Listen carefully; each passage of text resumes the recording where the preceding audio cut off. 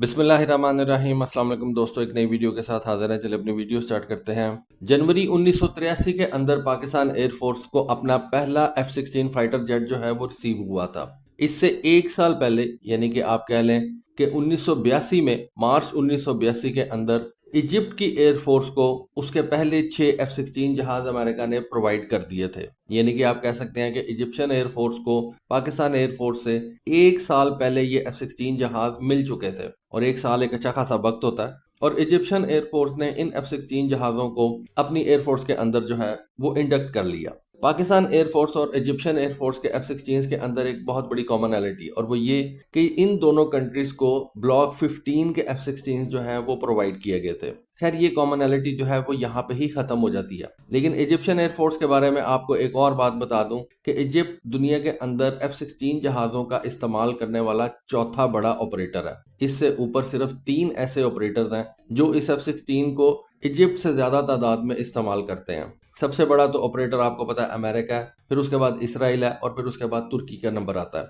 और चौथे नंबर के ऊपर मिस्र आता है यानी कि इजिप्ट आता है। इजिप्ट के पास 200 से ऊपर F-16 जहाज जो हैं वो ऑपरेशनल है। पाकिस्तान एयरफोर्स इस वक्त तकरीबन 80-85 के करीब ये F-16 जहाज इस्तेमाल कर रही है। यानी कि आप कह लें कि पाकिस्तान से डबल से भी ज्यादा तादाद में इजिप्ट जो है वो ये F-16 तैयारे इस्तेमाल करता है। लेकिन आज तक ये जो इजिप्ट की एयरफोर्स है इसको अमेरिकन ने ये एमरैम मिसाइल्स जो हैं वो नहीं दिए। 82 से लेके आज तक तकरीबन कह लें कि 43 ईयर्स बन जाते हैं, और इन F-16 जहाज़ों के ऊपर अमेरिका ने इजिप्ट को ये इजाज़त नहीं दी। ना सिर्फ इजाज़त नहीं दी बल्कि उनको ये एमरैम मिसाइल सेल भी नहीं की है। तो ये एक बहुत बड़ी शॉर्ट कमिंग है इजिप्ट के F-16 जहाज़ों के ऊपर। इजिप्शियंस ने अपने F-16 जहाज़ों को अपग्रेड ज़रूर करवाया था, और इजिप्ट की एयरफोर्स के F-16 इस काबिल भी हैं कि वो ये एमरैम मिसाइल फायर कर सकते हैं। क्योंकि जैसा कि मैंने आपको बताया कि इजिप्ट की एयरफोर्स का जो पहला F-16 था वो तो ब्लॉक 15 का था, लेकिन बाद में इजिप्शियन एयरफोर्स ने ब्लॉक 32 वाले F-16 भी परचेज किए, ब्लॉक 40 वाले F-16 भी परचेज किए, और ब्लॉक 52 के F-16 भी परचेज किए। ब्लॉक 52 के वही F-16 हैं जो पाकिस्तान एयरफोर्स भी इस्तेमाल करती है। और ये जो एमरैम मिसाइल्स हैं ये F-16 के ब्लॉक 25 के साथ जो हैं वो ऑपरेशनल थे। यानी कि F-16 का जो ब्लॉक 25 इंट्रोड्यूस करवाया गया था उसमें ये कैपेबिलिटी थी कि वो ये एमरैम मिसाइल्स फायर कर सकता था।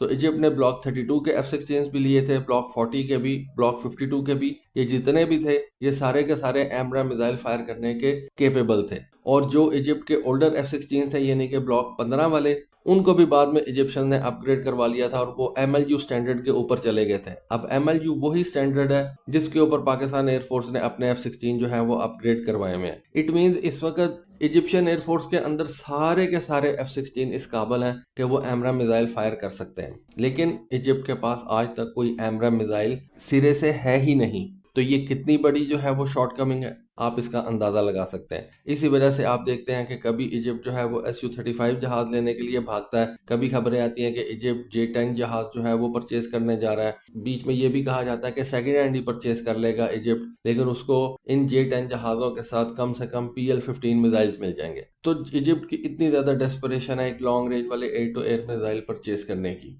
और उसको अपने जहाज़ों से फायर करने की। लेकिन अमेरिका इजिप्ट को ये कैपेबिलिटी जो है वो हमेशा ही डिनाई कर देता है। खैर अब इजिप्ट की थोड़ी सी किस्मत कह लें कि खुल गई है, और अमेरिका और इजिप्ट के दरमियान में कह लें एक मुआहिदा जो है वो साइन हो गया, जिसके तहत अमेरिकन इजिप्ट को एमरैम मिसाइल्स जो है वो देने जा रहा है। लेकिन यहाँ पे एक बात आपको क्लियर कर दूं कि ये एमरैम मिसाइल्स इजिप्ट के F-16 जहाज़ों के लिए नहीं होंगे। इन एमरैम मिसाइलों को इजिप्ट अपने NASAMS यानी कि surface to air missile systems के जरिए से जो है वो फायर करेगा। अब ये जो NASAMS हैं इनसे बनता है national advance surface to air missile systems. ये जो NASAMS हैं ये बेसिकली नॉर्वे की एक कंपनी है, कोंग्सबर्ग और रेथियन जो कि एक अमेरिका की कंपनी है, उसने मिल के बनाया। और इस कोंग्सबर्ग के अंदर एमरैम मिसाइल जो है वो इस्तेमाल किए जाते हैं। AIM-9X साइड वाइंडर मिसाइल जो हैं वो इस्तेमाल किए जाते हैं। और एक और मिसाइल है, शायद आपने उसका नाम ना सुना हो, एमरैम ER यानी कि एक्सटेंडेड रेंज एमरैम, वो भी इस्तेमाल किया जाता है। ये बेसिकली एक सी स्पैरो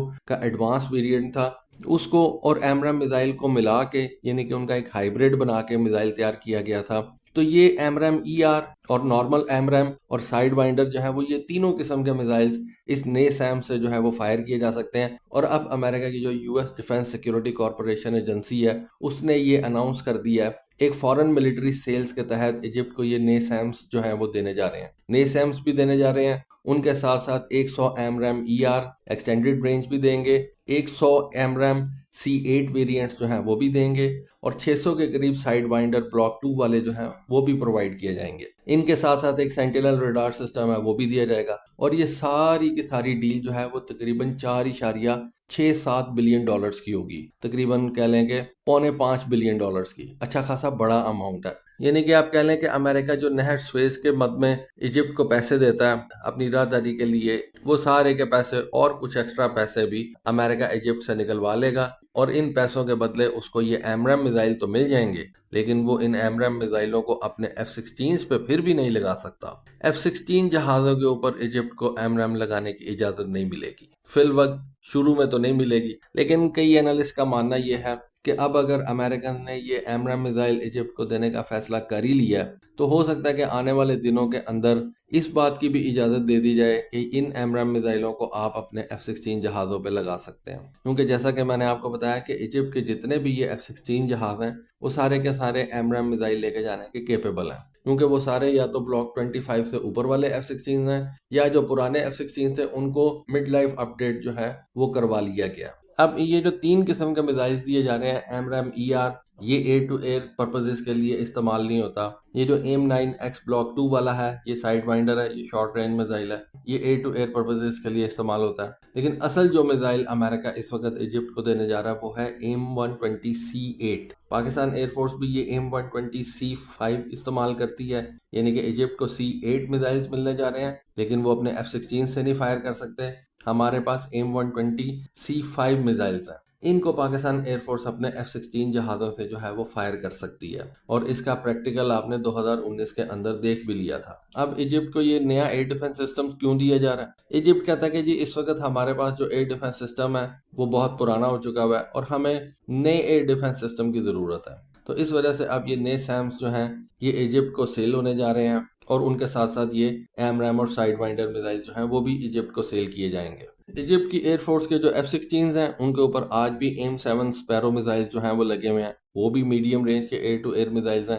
लेकिन उनमें और AMRAAM मिसाइलों में एक फ़र्क है, और वो ये है कि AIM-7 स्पैरो मिसाइल जो हैं वो सेमी एक्टिव रेडार होमिंग के साथ आते हैं, जबकि ये जो AIM-120 AMRAAMs हैं ये एक्टिव रेडार होमिंग के साथ आते हैं, या आप कह लें अदर वर्ड्स के अंदर ये फायर एंड फॉरगेट मिसाइल्स हैं। अच्छा, अब मेरा आपसे यहाँ पे एक सवाल है कि इजिप्ट को ये F-16 तो बड़े नंबर के अंदर अमेरिकन ने सेल कर दी है, मतलब 220 के नंबर में ये F-16 जहाज इजिप्शियन एयरफोर्स इस्तेमाल करती है, दुनिया की चौथी बड़ी F-16 जहाज़ों की ऑपरेटर है, लेकिन उसके पास ये AMRAAM मिसाइल्स क्यों नहीं है? कौन नहीं चाहता कि इजिप्ट की एयरफोर्स के पास ये कैपेबिलिटी आए कि वो AMRAAM मिसाइल्स जो है वो फायर कर सके, या आप कह लें कि लॉन्ग रेंज के ऊपर एडवर्सरी के फाइटर जेट्स को निशाना बना सके। ये एक सवाल है, कमेंट सेक्शन में ज़रूर बताइएगा। आज की वीडियो यहाँ पे ही ख़त्म करते हैं। आज के लिए बस इतना ही। Thank you. अल्लाह हाफिज़।